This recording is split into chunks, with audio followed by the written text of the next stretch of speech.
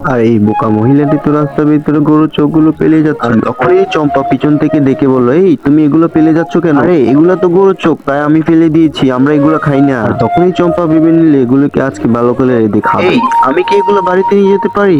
যাও তুমি এগুলো নিয়ে যাও, আমরা এগুলো খাই না, তাই এগুলো ফেলে দিয়েছি ডাস্টবিনে। এই চম্পা এগুলো ঝুড়ির ভিতরে নিয়ে নে, আজকে এগুলো আমাদেরকে ভালো করে রেঁধে খাওয়াবে তুমি চম্পা। আচ্ছা আগে তো এগুলো ঝুড়ির ভিতরে বড়। আচ্ছা আমি চলে যাই চম্পা, তুমি থাকো, তুমি এগুলো তুলে বাড়িতে নিয়ে যাও। কিন্তু তার আগে তুমি যদি মাকে ভালোবেসে থাকো, ভিডিওতে লাইক করে চ্যানেলটি সাবস্ক্রাইব করে কমেন্টে মা লিখে যাও। প্রথমে তো চোখগুলোকে ভালো করে ধুয়ে নিতে হবে, এরপরে চোখগুলো গরম পানির ভিতরে ঢেলে দে। কিছুক্ষণ সিদ্ধ হওয়ার পরে পানি থেকে চোখগুলোকে উঠিয়ে নে, তারপর আবারও কিছু মশলা দে, দিয়ে এগুলোকে ভালো করে নেড়ে নে, তারপর চোখগুলো দিয়ে ভালো করে বানিয়ে নে আমার সেই ছকের রেসিপি, যেটা খেতে অনেক মজা এবং ইয়ামি। এবার চোখগুলোকে সুন্দর করে বাসনে সাজিয়ে নে। আবার আমি খাবো এগুলো, আগে টেবিলে রাখি।